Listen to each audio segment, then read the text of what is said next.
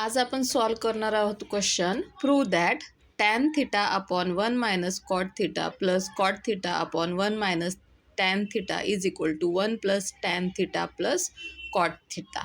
ठीक आहे, तर ते सॉल्व करण्यासाठी आपण ते पहिले ही LHS सॉल्व करू आणि ती RHS एवढी येते असं दाखवूयात. तर LHS काय आहे? Tan theta upon 1 minus cot theta plus cot theta upon 1 minus tan theta. आपल्याला माहीत आहे की कॉट थिटा म्हणजेच काय 1 अपॉन टॅन थिटा असतो, बरोबर. तर आपण काय करणार आहोत, इथे कॉट थिटाच्या ऐवजी सगळीकडे टॅन थिटा टाकून घेणार आहोत. ओके, सो हे tan theta as it is 1 minus cot म्हणजेच काय 1 अपॉन टॅन थिटा प्लस आता हा कॉट म्हणजे काय 1 अपॉन टॅन थिटा अपॉन इथे आला 1 मायनस टॅन थिटा. ओके, आता हे कसं होणार आहे? टॅन थिटा इथे आपण पहिला हा न्यूमरेटरमध्ये tan theta as it is लिहूयात. इथे LCM येणार आहे टॅन थिटाचा. ओके, आणि इथे तर खाली डिनॉमिनेटरला टॅन थिटा नाही आहे, आपण इथे LCM घेतला म्हणून याला 1ला काय करणार आहोत आपण टॅन थिटाने मल्टिप्लाय करणार आहोत -1 हे असं आलेलं आहे. आणि हा जो टॅन थिटा आहे तो 1 अपॉन तो डिनॉमिनेटरमध्ये येईल आणि हा डिनॉमिनेटरमधला 1 minus tan theta as it is राहणार आहे. ओके, आता हा जो टॅन थिटा आहे तो डबल डिनॉमिनेटरला आहे म्हणून तो जाणार आहे न्यूमरेटरमध्ये. So tan theta into tan theta upon डिनॉमिनेटरमध्ये राहिले टॅन थिटा -1 ही टर्म. ओके, आता काय करूयात आपण, इकडे आपल्याकडे टॅन थिटा -1 आहे आणि ते 1 मायनस टॅन थिटा आहे. तर आपण त्यातून मायनस साईन कॉमन काढू. मायनस साईन बाहेर घेतलेला आहे. ओके, तर काय राहील आपल्याकडे हा टॅन थिटा तर ॲज इट इज. आता ह्याच्यातून आपण मायनस साईन कॉमन घेतलं. 1ला प्लस साईन असतं म्हणजे तो झाला मायनस आणि ह्या मायनस टॅनचा झाला प्लस. So tan theta -1. समजलं? हे मायनस कॉमन घेतल्यामुळे इथे हे साईन चेंजेस झालेले आहेत. आता काय आपल्याकडे आलेला आहे, ह्या दोन्हीचा जो डिनॉमिनेटर आहे तो सेम आहे, मग तो आपण कॉमन घेऊयात. सो 1 अपॉन टॅन थिटा -1 हे आपण काय घेतलेलं आहे, कॉमन घेतलेलं आहे. मग आतमध्ये काय राहिलं, ब्रॅकेटच्या आतमध्ये हा राहिला tan square theta.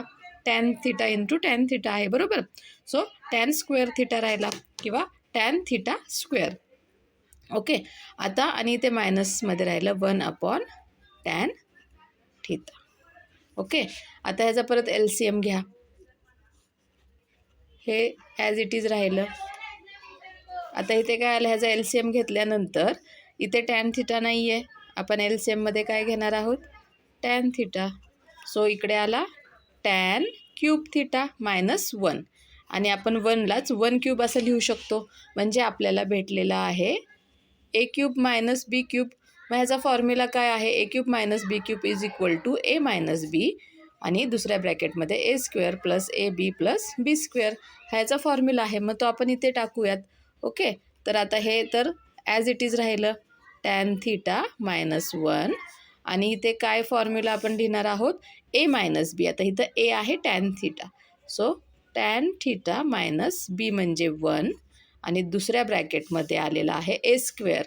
A square म्हणजेच tan square theta plus AB म्हणजे टॅन थिटा आणि प्लस B स्क्वेअर म्हणजे 1 अपॉन हा डिनॉमिनेटरचा tan theta as it is.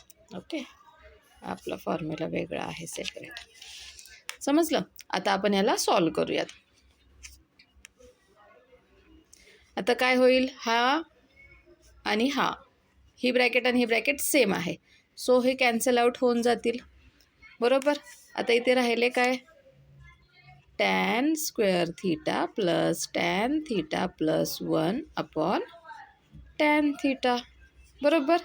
आता हे सेपरेट करून लिहू शकता तुम्ही, जसं की tan square theta upon tan theta. आता हा जो टॅन थिटा आहे हा सगळ्याला डिनॉमिनेटरमध्ये आहे.